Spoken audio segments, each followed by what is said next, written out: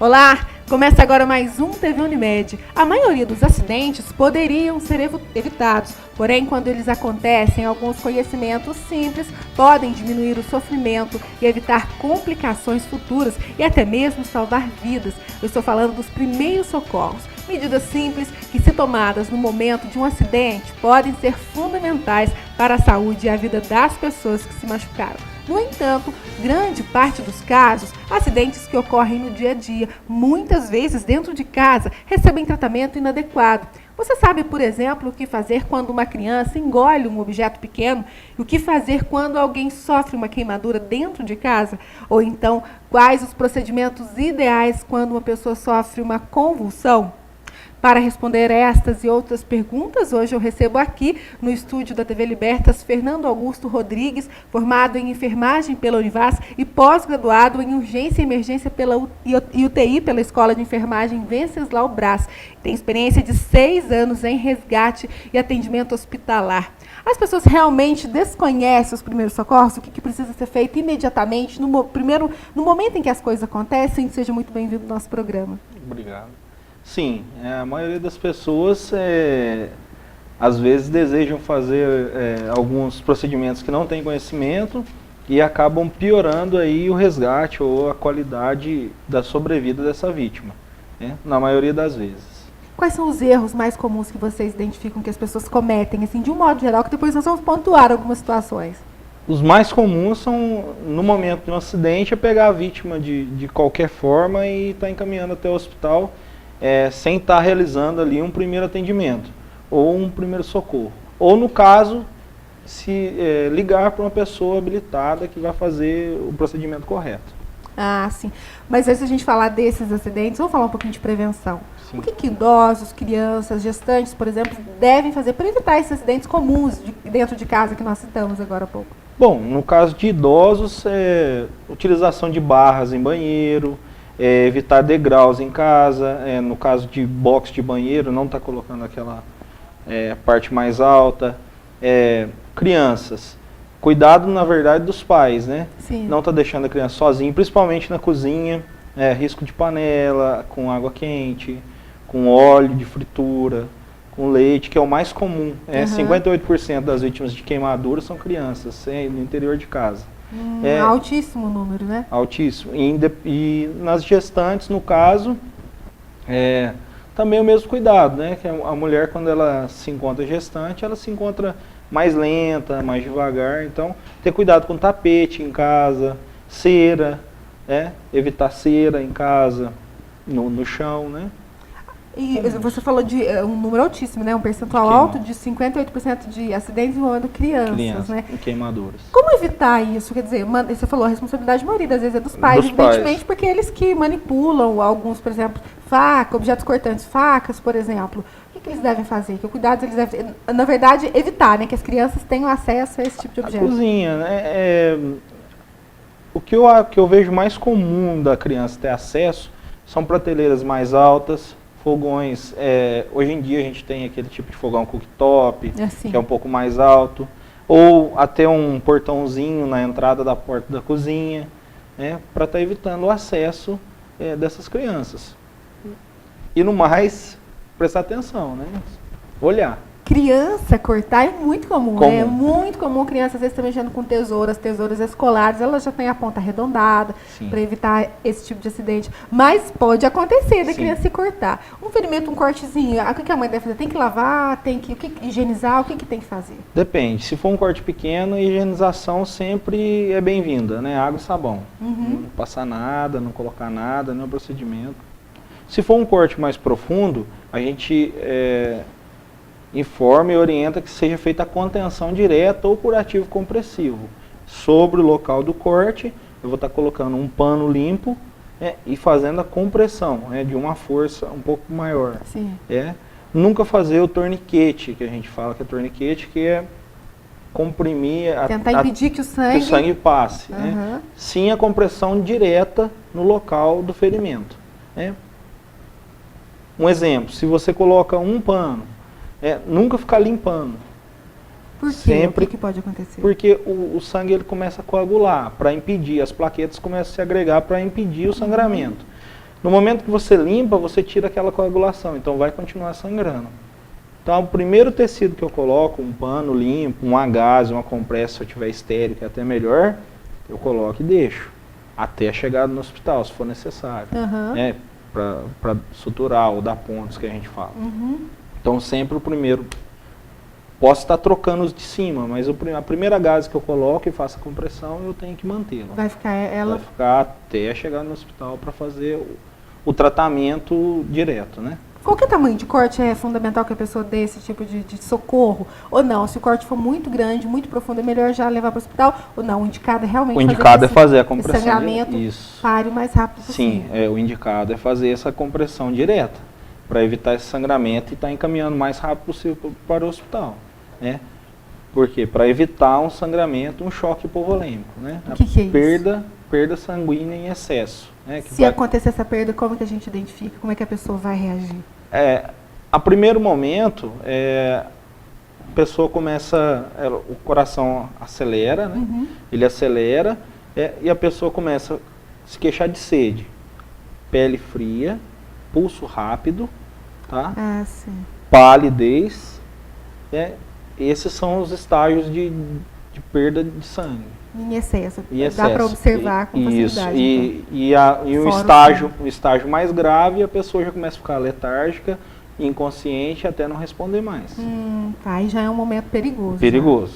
Já é gravíssimo, já é um momento hospitalar mesmo. Ah, sim. Outro tipo de acidente que é comum também, que são as queimaduras, eu acho que é o que causa muita confusão também na cabeça das pessoas. Sim. O que fazer depois de uma queimadura? Colocar na água para resfriar, passar pasta de dente, não sei. São tantas as receitas mitos, né? caseiras, né? É muito bom você falar, porque isso são mitos, né? Das pessoas mais velhas. Põe um pó de café, para refrescar, põe açúcar, põe pasta de dente, clara de ovo. Na verdade, a gente tem 4 estágios de queimadura. Queimadura de 1º grau, 2º grau, 3º grau e 4º grau. O 4º grau é recente, entrou agora. Eu também não tinha conhecimento. Entrou agora o 4º grau. 1º grau é aquela queimadura vermelha, aquele avermelhado. Aquela encostadinha na panela, por exemplo. Isso, mais comum. A queimadura de 2º grau é aquela que já tem presença de bolha. Queimadura com presença de bolha, 2º grau. A queimadura de 3º grau é aquela queimadura já mais grave, que rompe tecidos, né? Nervo, ossos. E a queimadura de 4º grau é aquela que causa necrose, né? Ou a necrose do tecido, vai perder o tecido, no caso uma amputação, a retirada daquele local. No caso em casa, o mais comum é queimadura de 1º grau. Muito comum. Muito comum. Pode estar colocando numa água corrente? Pode. O que vai acontecer? Essa água vai resfriar, vai diminuir a dor, né? Sim. Vai diminuir a dor e o edema.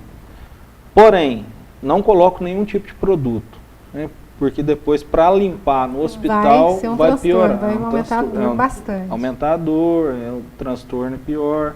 Vai dificultar o trabalho no hospital dos enfermeiros, dos médicos, para a limpeza do local. No caso de bolhas, eu nunca restauro a bolha, eu nunca furo a bolha. Né? Nossa, que deve ser horrível também restaurar essa bolha. Porque a nossa pele é barreira contra micro-organismo. Então, quando eu estou furando a bolha, dependendo do material que eu estou utilizando, eu vou estar levando bactérias, sujidade para dentro da pele. Isso, então, com certeza vai piorar. o estado. No caso de queimadura de 3º grau, que já é uma queimadura mais profunda, o conselho no local você está colocando um pano limpo ou um agaze, uma compressa, umedecida com soro fisiológico, se eu tiver em casa, e está encaminhando no hospital o mais rápido possível. A situação dos queimados é tão grave que em Belo Horizonte tem um hospital para cuidar disso, quer dizer que atende Inclusive, o estado. O único referente de trauma em Minas Gerais, que é muito pouco. Devia ter mais. Deveria, porque o número é muito alto. Muito alto. É o único. Então, o grande queimado, ele tem que ser, ele é dado o primeiro atendimento no hospital, ele é dado o primeiro atendimento, avaliado pelos médicos, dado aquele suporte, e é assim que ele se encontra estabilizado. Porém, ainda vai continuar em estado grave. Estabilizado, ele é encaminhado ao Hospital João 23, que é em Belo Horizonte. E já quando vai para lá, a gente pode saber que o estado grave, já é mais estado avançado. Grave. queimadura deixa sinais muito, muito fortes, né? Essas queimaduras de primeiro grau, quando a gente encosta na panela, uma chapinha de cabelo, alguma coisa, tem como evitar que elas fiquem aquela cicatriz feia, que vai marcar a gente pro resto da vida? Geralmente a queimadura de primeiro grau, ela não deixa uma cicatriz feia. Ela é a mais dolorida, porque ela pega a terminação nervosa, diferente das de terceiro e quarto grau, então, que você não sente muita dor, porque ela destrói a terminação nervosa. O caso, a utilização de observação, né? No caso da utilização desses equipamentos, prestar atenção para não acontecer. No caso da cicatrização, a bolha, por exemplo, quando você rompe a bolha em casa, a cicatrização dela é muito feia. Eu já vi. Então, a gente pede que não seja realizado. O debridamento, a gente chama de debridamento, a retirada dessa bolha, tem que ser feito com material estéreo dentro do hospital, depois realizado no curativo, e mesmo assim ainda fica marcado. O indicado seria deixar ela cicatrizar sozinha mesmo? Sim, se for pequena, sim. Se não, procurar um hospital para fazer um curativo, retirar, que o organismo próprio absorve. Né? Vou mudar um pouquinho de cômodo agora. O banheiro é um grande vilão, né? Sim. As pessoas escorregam bastante. Sim. O banheiro tem objeto... O espelho também pode causar acidentes, box, enfim. Como é que a gente deve conduzir? Você falou no começo de corrimão, por exemplo. Corrimão pode ajudar bastante para os idosos. Isso. Mas qualquer pessoa, você, qualquer um pode escorregar ali, ter uma queda, cortar, enfim. Como é que a gente deve utilizar esse banheiro de forma mais segura para evitar os acidentes mais comuns? Bom, no caso, o box é muito indicado, né? Existem ainda casas antigas que não possuem box. Quando você tem um box, você está dividindo a área que você utiliza para higiene pessoal do banho, no caso, suas necessidades fisiológicas do banho. É importante. Evitar tapete no banheiro também é importante para evitar. No caso de um acidente dentro do banheiro ou dentro de casa, a pessoa que não saiba fazer nenhum tipo de socorro, é importante que ela saiba o número para ligar. No caso, 192 ou 193, Corpo de Bombeiros ou SAMU. O SAMU ainda não entrou aqui, está para entrar ainda, para estar dando suporte. É melhor que a pessoa que não saiba fazer no socorro chame por uma ajuda do que ela tente fazer alguma coisa que ela vai piorar a situação dessa vítima. Na maioria dos casos, a gente, quando trabalha com trauma, a gente trabalha com prevenção.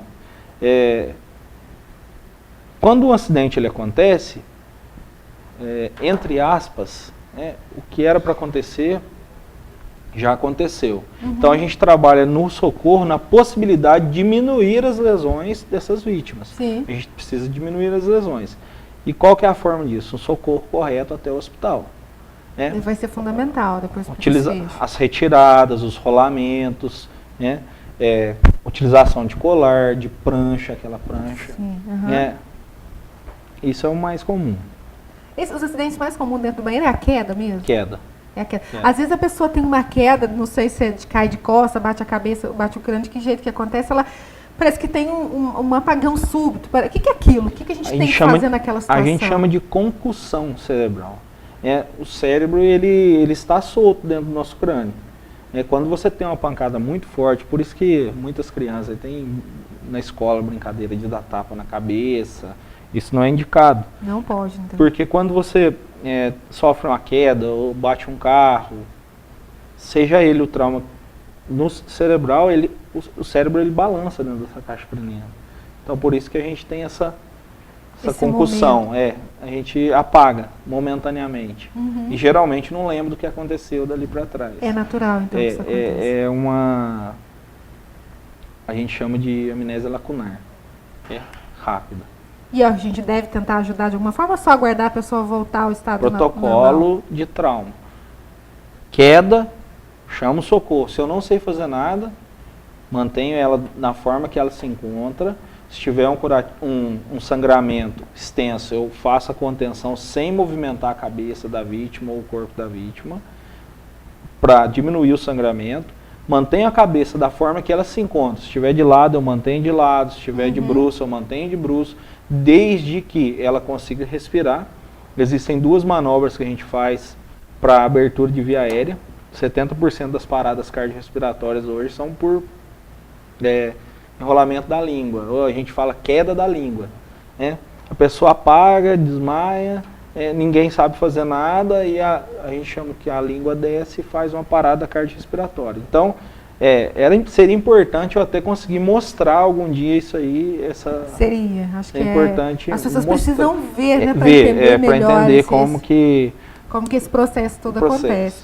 E no caso de fratura, então, nem se fala. O indicado é não tentar ajudar. Não, no caso, a gente tem as imobilizações que podem ser realizadas, desde que a pessoa tenha conhecimento de realização de imobilização.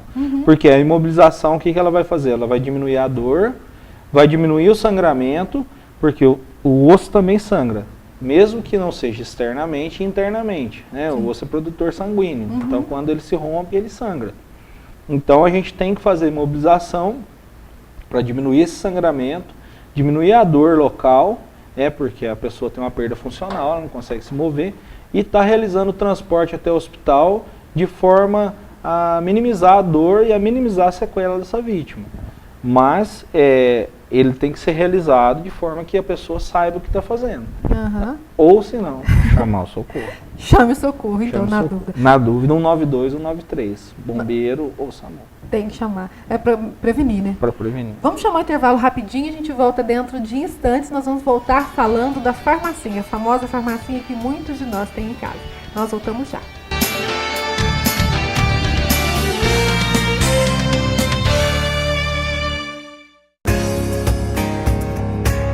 A vocação para cuidar de pessoas nos tornou a maior Unimed do sul de Minas Gerais. Com mais de 72 mil clientes satisfeitos, ampla rede de médicos e serviços credenciados, certificação de responsabilidade social e a certeza de continuar cuidando do bem mais precioso, a sua vida.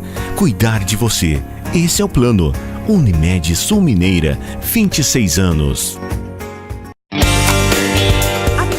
Está presente nas principais redes sociais. Acesse nossos canais no YouTube, Facebook e Twitter e fica por dentro das nossas novidades.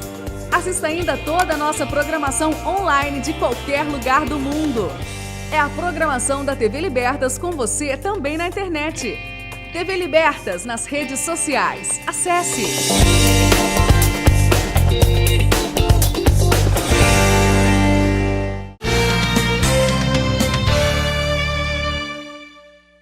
Estamos de volta no TV Unimed de hoje. O tema é primeiros socorros. As crianças são geralmente as principais vítimas de acidentes domésticos, mesmo vigiadas de perto. Elas surpreendem em questão de segundos, se envolvem em alguma situação de risco. Cortes, quedas, engasgos e queimaduras são exemplos comuns. Você saberia, por exemplo, como prestar socorro a uma criança? Bem, isso nós vamos perguntar agora. Como é que presta socorro para uma criança quando ela engasga, por exemplo, que é comum? Então, quando a criança engasga, a gente tem uma manobra que é chamada de Heimlich. Não difícil. É uma manobra específica para engasgo. Ela pode ser realizada em lactantes, recém-nascidos, né? Crianças maiores e até em adultos. São diferentes o procedimento. O legal seria demonstrar, que sim. Até a gente depois pode entrar para demonstrar. No caso, a criança de colo, a gente vai estar colocando essa criança deitada por sobre o antebraço, tá? Com a boquinha entre os dedos, eu vou estar abrindo a boca dessa criança, tá? E vou estar dando 5 tapinhas em forma de concha nas costas, com ela para baixo. Sim, como se o rostinho da criança estivesse aqui. Isso, entre os seus dedos. Aqui. Isso, 5 tapinhas. Eu pego a cabecinha da criança e viro ao contrário no meu outro antebraço e vou fazer 5 compressãozinhas no tórax. Essa é a manobra de desengasgamento de criança lactente. No caso de crianças maiores que eu consiga apoiar na minha perna ou mesmo em pé, a manobra é diferente, né? 4 dedos acima do meu umbigo, eu vou estar fazendo uma manobra em J, eu vou estar fazendo... Como se estivesse empurrando para cima. Como se eu tivesse um movimento em J. Não para trás e nem para cima. Em J. Faz essa curva. Essa manobra ela permite que eu faça uma compressão no diafragma. E o diafragma, que é o músculo da respiração, ele vai comprimir os pulmões e vai fazer esse objeto sair, né? É uma pressão dos pulmões de ar, ele vai fazer uma rolha. É a manobra mais efetiva de resgate que a gente se tem falado. Isso é em caso de algum alimento ou também se ela engolir algum brinquedo muito pequeno? Qualquer criança tipo, põe tudo na boca qualquer também. tipo de procedimento, de engasgo, o Vai procedimento é o conseguir mesmo. dar uma resposta Sim. rápida. Se a pessoa vinha ficar inconsciente, porque ela para de respirar, aí eu mudo a manobra, eu passo para o suporte básico de vida, que é a massagem cardíaca. Aí eu já viro ela de bruço, seria isso? Sim, de bruço, e eu vou iniciar a massagem cardíaca. Que também a gente pode estar marcando para demonstrar. É bom que as pessoas possam ver como isso acontece na prática para não fazer errado, tentar Sim. fazer da maneira certa e mais uma vez fazer próximo. da maneira errada. Bom, em caso de choque, até isso serve para adultos também, a orientação no caso de um choque elétrico, uma criança ou também um adulto, como é que conduzir depois Então, do choque? a primeira coisa que a gente tem que falar, eu até esqueci de falar isso no começo, a gente tem um protocolo a ser seguido, né? Quem trabalha na área sabe desse Já protocolo conhece, que a gente chama de a abordagem inicial à vítima ou ao trauma. A gente sempre tem que pensar primeiro na segurança de quem socorre. Também. Primeiramente, no caso de um choque, a gente tem que observar se a pessoa ainda se encontra Você com está em contato com a rede energia, elétrica. com a rede elétrica. Então, a primeira coisa a se fazer é desenergizar a área. Desenergizei a área e aí eu vou iniciar a abordagem primária, que a gente chama de abordagem primária, que é a abertura de via aérea e ver se a pessoa ainda se encontra consciente ou inconsciente. Nossa, é delicado. Se a pessoa é inconsciente, Isso massagem tudo tem que ser cardíaca. muito rápido. Muito A gente rápido. tem 5 minutos para fazer a abordagem primária. É muito rápido. Tá? Tem que Aí, pensar muito e agir. na muito verdade, rápido. isso eu estou falando para pessoas que trabalham na área. A gente chama, a gente tem a Golden Hour, ou Hora Ouro. Né? A gente tem 1 minuto para ser acionado, 10 minutos para se encontrar na vítima, 15 minutos para sair com a vítima do local e 1 hora para estar com a vítima no hospital, para aumentar a sobrevida dela. Nossa, o tempo parece ser longo, né? Dependendo da situação. A gente pede que as pessoas que não tenham conhecimento, né, ou pesquisem ou procurem algum curso básico de primeiros socorros, ou não façam. Né? No intuito de querer ajudar, pode piorar a situação da vítima. Então, ligue no 192 ou 193, peça o apoio, peça o suporte e a orientação. Por telefone, muitas vezes as orientações por telefone também auxiliam no caso de engasgamento. Sim, é comum a gente ver até reportagem de pessoas e salvam orientando vidas. mães, Sim, familiares. salvam vidas. No caso, você falou da segurança de quem está socorrendo. Sim. Isso as pessoas têm muita consciência em relação aos afogamentos. Então, às vezes, quando uma pessoa está se afogando, quem vai tentar ajudar, na maioria das vezes, já sabe que tem que ter alguns procedimentos para que ela também não se afogue. Que procedimentos são esses? No caso de um afogamento de uma pessoa adulta, né, o mais comum seja que você ou não tente, deixa a pessoa especializada, ou se for tentar, pegar essa pessoa sempre por trás, uma chave de braço, porque a pessoa na agonia, ela quer te segurar. Ela acaba te afogando. E você se torna mais uma vítima. Se ela tinha 80% de chance de sobrevida, vai dividir para 2 pessoas. Nossa. Então, 40-40. Então, e no caso de mulher, sempre puxar pelo cabelo. O procedimento fora da água seria massagem cardíaca. Mesma coisa, o procedimento é massagem cardíaca. Quando você faz a massagem cardíaca, você vai estar eliminando a água dos pulmões. A criança também deve fazer a mesma coisa? Mesma coisa, e mantendo o batimento cardíaco. Né? E desmaio? Ainda bem que nunca presenciei alguém que tivesse desmaiado, mas quem que presencia, tem alguém com algum problema em casa, como é que a pessoa deve conduzir com desmaio? Então, se a pessoa não souber fazer nada, lateralizar. Primeira coisa que se deve fazer, se não tiver trauma, se essa pessoa não bateu a cabeça, né, não houve um trauma no local, a pessoa deve conduzir da forma a lateralizar para que não haja queda da língua, não haja um impedimento da respiração e uma parada cardíaca, né, ou se ela souber fazer os procedimentos, que é a manobra de Heimlich, que é a abertura de via aérea, né, ou Schindlift, que é a tração do menta, e eu abro a via aérea, para manter a respiração dessa vítima. No caso de desmaio, ela vai acordar, pouco tempo vai acordar, dependendo do que seja. Sim. Né? Procurar um socorro também ou encaminhar ao hospital, desde que não tenha trauma, não seja uma queda. Se for uma queda, socorro especializado também nesse momento é prioridade. É mais específico.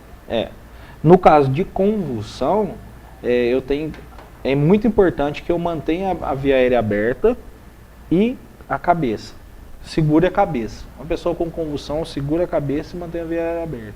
Porque na convulsão tônico-clônica, que é a mais comum que a gente conhece, que é aquela que fica A pessoa se debate. se debatendo, o risco muito alto é de bater a cabeça e sofrer um trauma crânioencefálico. Então, eu segurando a cabeça, vou estar evitando esse trauma crânioencefálico. A convulsão é momentânea, de 3 a 5 minutos, tá? Então, ela vai parar sozinha. Pode acontecer várias repetições, dependendo do que for Sim. o caso, que eu tenho que levar para o hospital. No caso de convulsão, tem que fazer uma avaliação neurológica, procurar um neurologista, mas no local eu seguro a cabeça e abro a via aérea. Eu não coloco a mão dentro da boca, Hipótese alguma. em hipótese alguma. Para quem não sabe, o músculo mais forte do nosso corpo é o masseter, que é o da mastigação. Então, se eu colocar, Tá correndo risco. tá correndo risco de perder o dedo, porque é muito forte, eu não vou conseguir abrir. Então, é só abertura de via aérea, que a gente chama de manobra de Heimlich ou Schlift, que é tração do mento ou abertura de via aérea. Eu desloco a mandíbula e abro. E seguro a cabeça. É um procedimento seguro. Procedimento seguro. Mas me parece ser complicado de fazer. Para quem não tem costume, É um pouco complicado. é um pouco complicado, né? No caso, eu estou fazendo de frente aqui, o certo ele é por Em trás. outra posição. Na posição de trás. Eu desloco a mandíbula e abro. Esse é o procedimento correto. Em todo caso, se não houver trauma, eu lateralizo a vítima, deixo ela lateralizada para manter a respiração, né? Porque a língua desloca para o lado e eu mantenho a via aérea pérvia, mantenho a vítima respirando. Vou te perguntar uma curiosidade. É muito diferente o atendimento para pessoas que tiveram, por exemplo, foram mordidas por um cachorro ou foram picadas por uma abelha, uma cobra, por exemplo, que é bem diferente, um animal bem diferente? Sim. No caso de cachorro, lavar a ferida com água e sabão, procurar uma unidade básica de saúde, perguntar para o dono se o cachorro foi vacinado, manter o cachorro em observação, não pode matar o animal, porque eu preciso Depois, o animal manter isso do animal para saber, no caso da vacinação, se ele se encontra vacinado ou não. Ferida com água e sabão e vou até a unidade básica de saúde para estar tomando os cuidados. Né? Ver se o animal tomou uma vacina antirrábica lá. E eu vou estar, no caso, se eu não me engano, acho que a Thalita vai estar fazendo essa entrevista. Se eu não me engano, que eu não tenho muito conhecimento de vacina, é de tétano que toma após a mordida. Não sei. Eu não sei te informar. Tá bem. No caso de animal peçonhento, a orientação é não cortar a ferida para retirar. Tem gente que tenta sugar, põe a boca, corta assim, tenta sugar o veneno. Não faz o torniquete também. Isso você vai estar mantendo o veneno naquele local, você pode até estar perdendo o membro, dependendo do tipo de acidente peçonhento. Então, o correto é pegar o animal, tentar pegar o animal morto ou vivo, para estar sabendo qual tipo de animal que é. No caso de animal peçonhento, você tem que levar ele morto. Aí não dá, né? Ou se você tiver conhecimento de que animal que é, para estar falando no hospital, né? Porque cada um tem um soro diferente. Ah, sim. E aí você está encaminhando para o hospital o mais rápido possível para estar entrando com o soro. Né? O soro antiofídico. Mesma coisa, procedimento, água, sabão, lavar o local, o hospital. Assim, rápido. Para encerrar, é a pergunta que nós chamamos o segundo bloco, esse bloco agora. As farmacinhas. Eu tenho em casa, imagino que você tem, que a maioria das pessoas que estão nos assistindo tenham também. Como é que usa essas farmacinhas? Eu compro o que eu quiser, o que o médico me orientou, eu tomo um determinado prazo, se sobrar, eu deixo ali. Como é que conduz isso em casa? Então, a gente tem muito essa questão de medicação, de automedicação. Muito, né? é comum demais. Então, é complicado. O Brasil, hoje em dia, eu acho que é um dos países que mais tem esse costume de se automedicar. Por isso que o Ministério da Saúde impôs que, no caso do antibiótico agora, você precisa de receita controlada. Todo mundo tomava O que acontece? É um pouco mais burocrático. Isso. O que acontece? Quando você toma muita medicação, algumas medicações lesam o fígado, algumas medicações lesam o rim, especificamente anti-inflamatório. Acaba com o rim, acaba com o estômago. Então a gente tem que sempre tomar com orientação médica. Antibiótico. Quando você toma antibiótico sem orientação e sem indicação médica, o que acontece? Você toma 3 dias, o médico indicou 7. Você toma 3 dias, e aí para. Aí depois passa um tempo, você vai e toma 3 dias. Nosso organismo ele começa a acostumar com aquela medicação. E aí quando eu precisar realmente daquela medicação, eu não vai fazer efeito mais, eu vou precisar de uma mais forte. Nossa, é complicado. Então é dessa forma que acontece. No nosso organismo tudo ele acostuma. O correto é não tomar medicação sem orientação do médico. Né? O correto é esse. No caso de primeiros socorros, é importante que eu tenha uma gaze, uma faixa, uma atadura. Isso eu acho sim importante. Sim.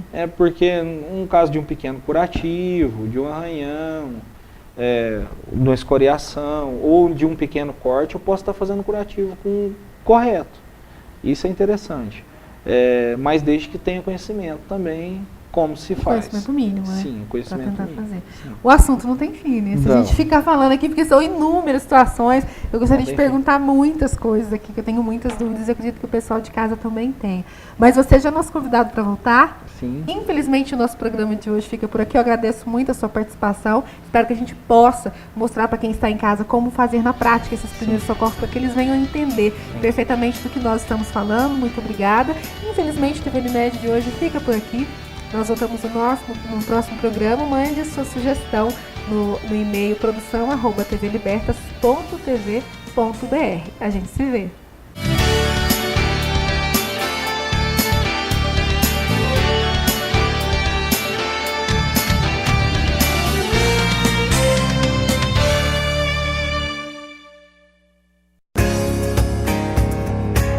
A vocação para cuidar de pessoas nos tornou a maior Unimed do sul de Minas Gerais, com mais de 72 mil clientes satisfeitos, ampla rede de médicos e serviços credenciados, certificação de responsabilidade social e a certeza de continuar cuidando do bem mais precioso, a sua vida. Cuidar de você. Esse é o plano. Unimed Sul Mineira, 26 anos. Está presente nas principais redes sociais. Acesse nossos canais no YouTube, Facebook e Twitter e fica por dentro das nossas novidades. Assista ainda toda a nossa programação online de qualquer lugar do mundo. É a programação da TV Libertas com você também na internet. TV Libertas nas redes sociais. Acesse!